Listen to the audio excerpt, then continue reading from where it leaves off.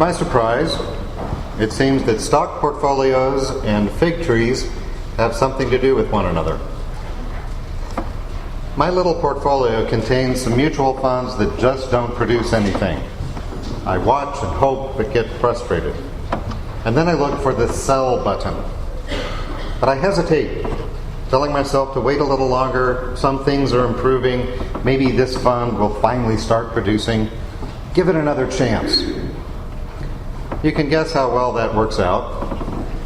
Thankfully, the people in charge of the church pension fund are professionals.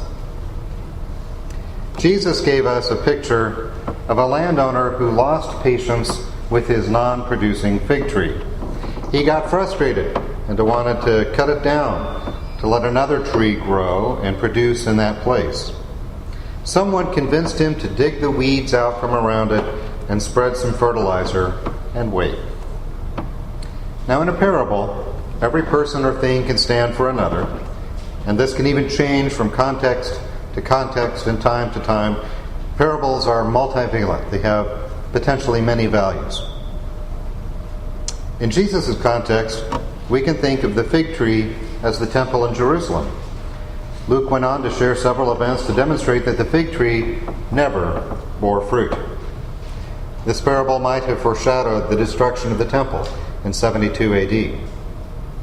How then is the parable useful to Christians today? Well, St. Paul gave us a clue. He reminded the Christians in Corinth that they were not above God's judgment just because they were God's chosen people, any more than the chosen people who followed Moses through the desert to the promised land. And with those bits about eating and drinking and playing and idolatry, he might have been telling them to not get distracted from the work they were supposed to be doing as a community of Christians. He might have said, do not be complacent. Mere status as a Christian is not enough, any more than mere status as a Jew was not enough for God. This community of Christians is doing a wonderful job not being complacent. We are active in worship, in helping needy people locally and in other countries, and in raising up children to be disciples. There were probably 25 children sitting on these 3 rows in front at the 9 o'clock service. We are not one bit apathetic towards the needs of other people. We are not a barren fig tree. We are not complacent.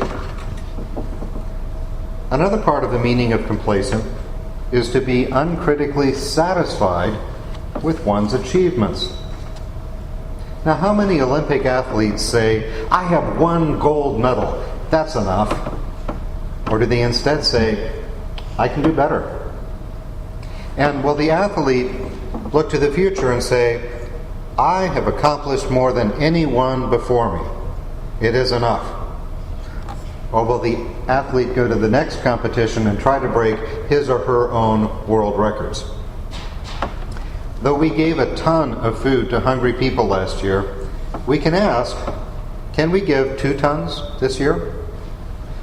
Though we have sent teams of missionaries to Haiti, could we ask, how soon can we send a bigger team with more medicine?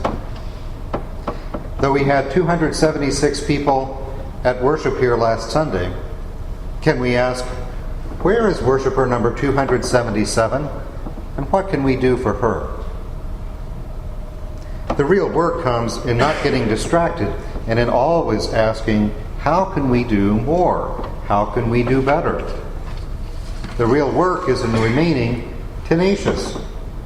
I think of tenacious as the opposite of complacent. If you have a terrier, you know all about tenacity. If you have a cat, you know all about complacency. But how about us? When do we get to rest, to sit back and say, it is enough? That day will come when Jesus says, well done, my good and faithful servant. Until that day, we will remain terrier tenacious. Amen.